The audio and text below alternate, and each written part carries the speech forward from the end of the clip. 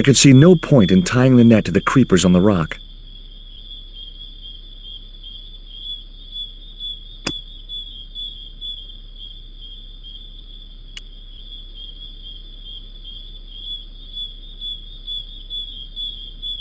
The net attached easily enough to the creeper and seemed secure.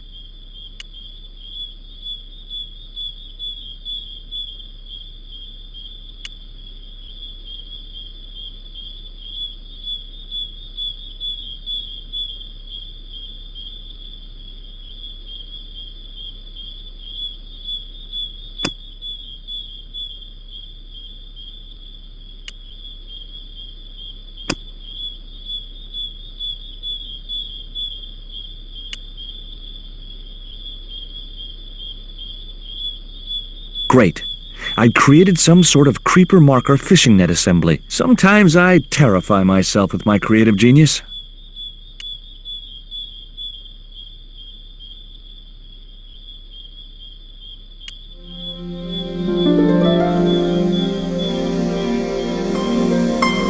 I'd successfully got the marker into a position near the top of the needle simply by using the kind of lateral thinking that can get you institutionalized.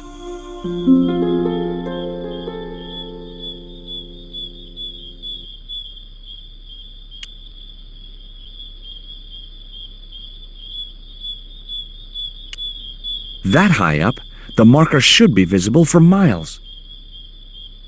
I wasn't going to pull it down now I'd got it up there.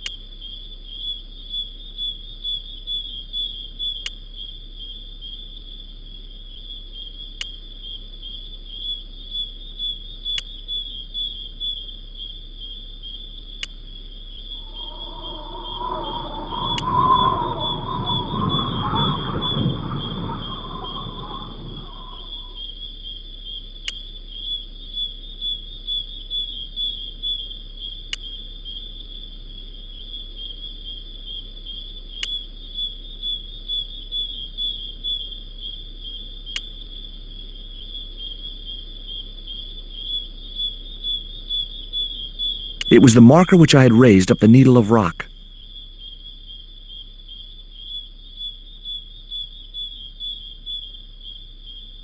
It was the marker which I had raised up the needle of rock.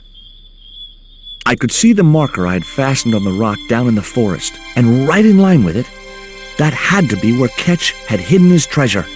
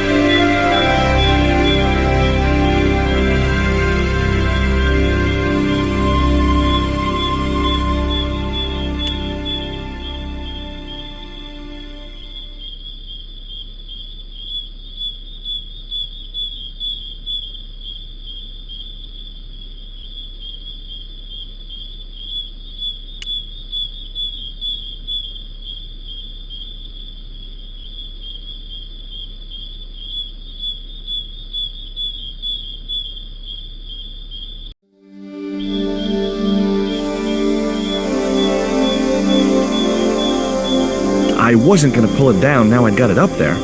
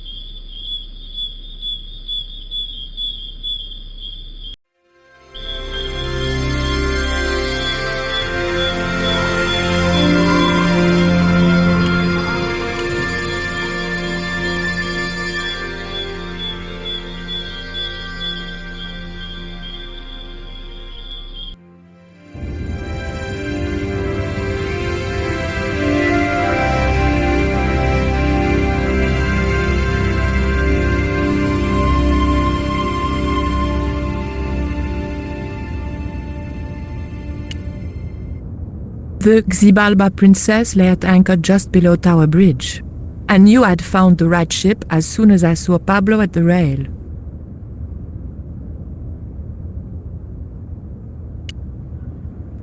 Pablo would probably shoot me on sight.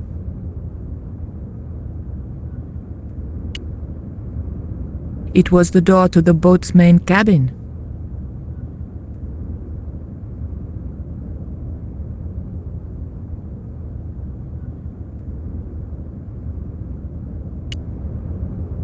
It was a porthole to the main cabin.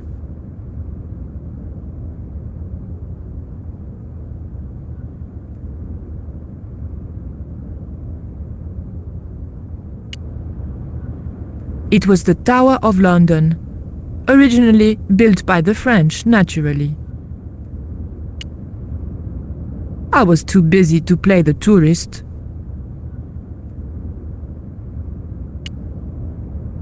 A mop for swabbing the deck stood against the wall.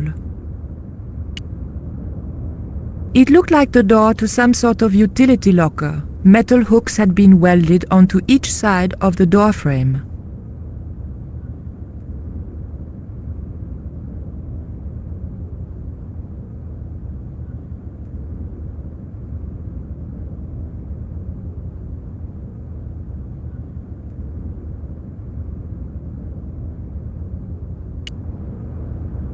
A guard patrolled the deck.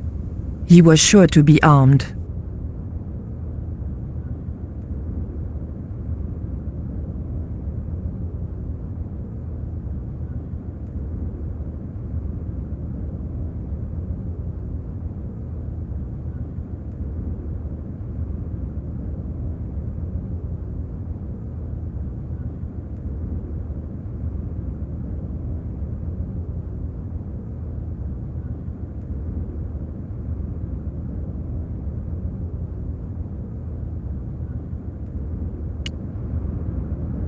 couldn't let the guard see me. I didn't think I had time to get up the ladder before the guard reappeared.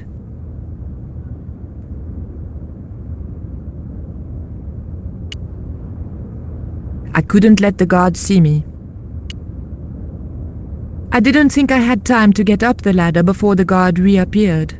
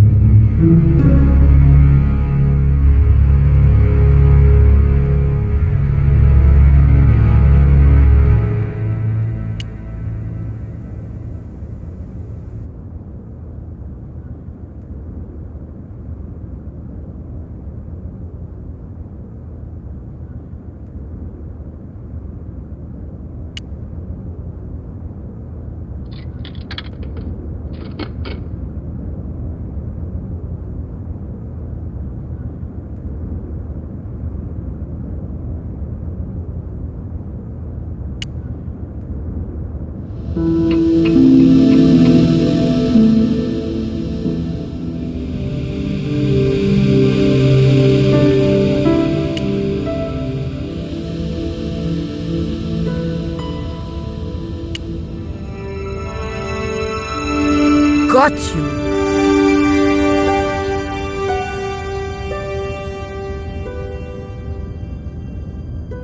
It was a porthole to the main cabin.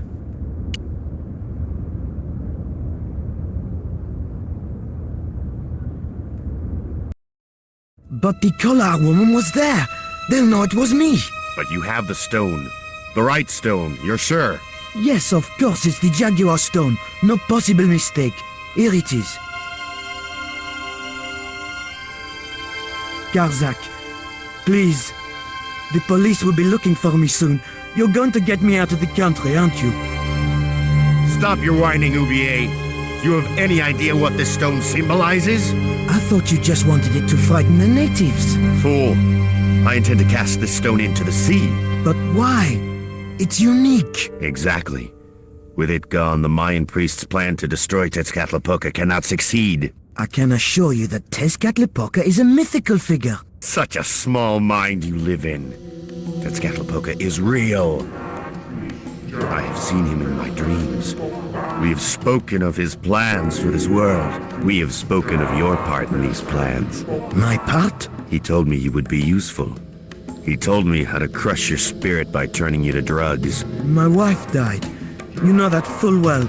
She was my world, my everything. And now, you are no longer useful. She called out your name as she died, you know? What? What are you saying? And then they thought you'd done it. It all worked perfectly. You? It was you? You bastard! You monster! For the love of God, Karzac! Which one?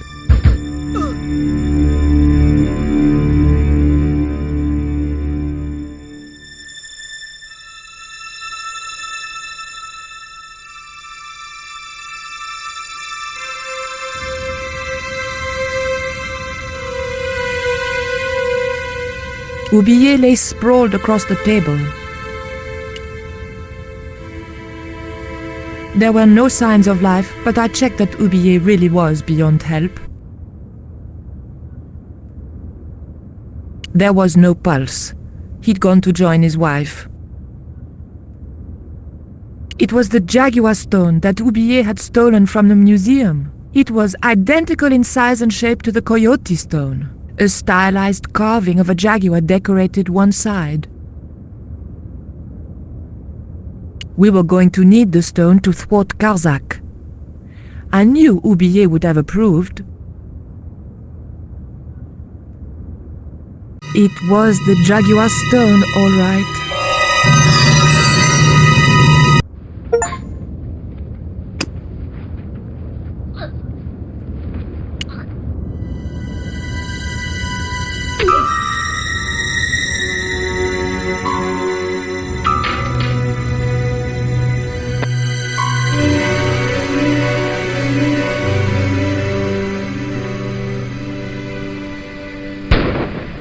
Pirates!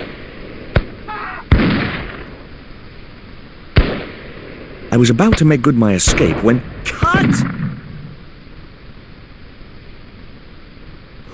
hell are you? I can explain everything. Don't bother.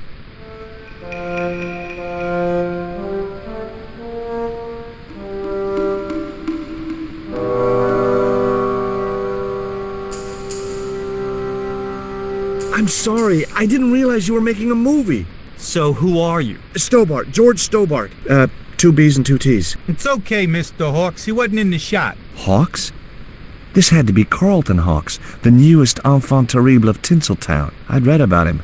Mailroom boy makes good. Nice to know it was still possible to get to be a director armed with only an encyclopedic knowledge of postal charges. Stay out of the way, surfer boy. I'll deal with you later. Surfer boy? The great director. Well, that's what his pose was supposed to say. He reminded me of Ed Wood. It was a camera, mounted on a precarious dolly, or whatever they call them. It was the cameraman. He was a middle-aged man with a pock-marked face.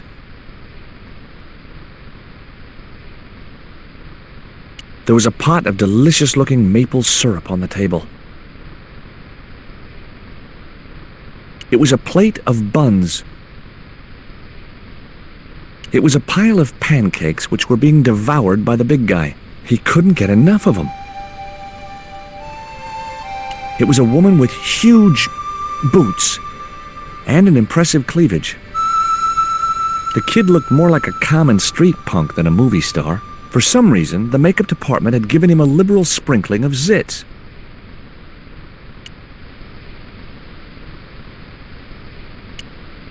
The stockade was surrounded by a dry moat filled with sharp wooden stakes.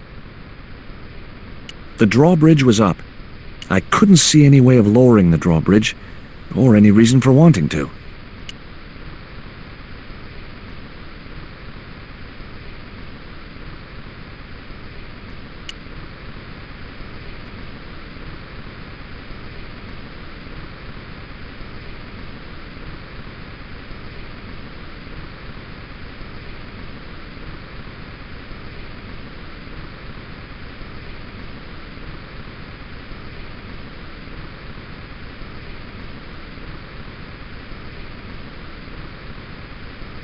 I'd seen a lot of strange things on this island, but here was a bush that was buzzing.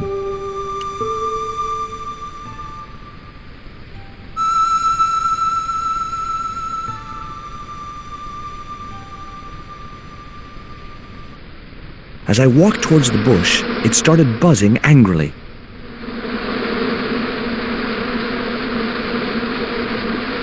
There was a hornet's nest somewhere in that bush.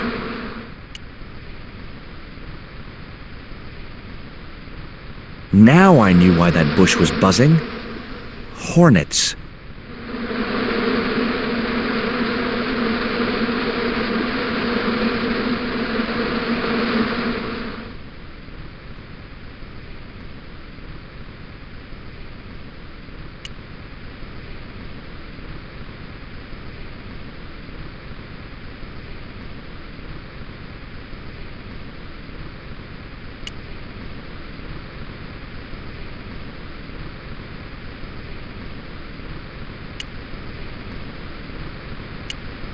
I could think of about 30,000 reasons for not going back in there, and all of them had wings. Not such a good idea.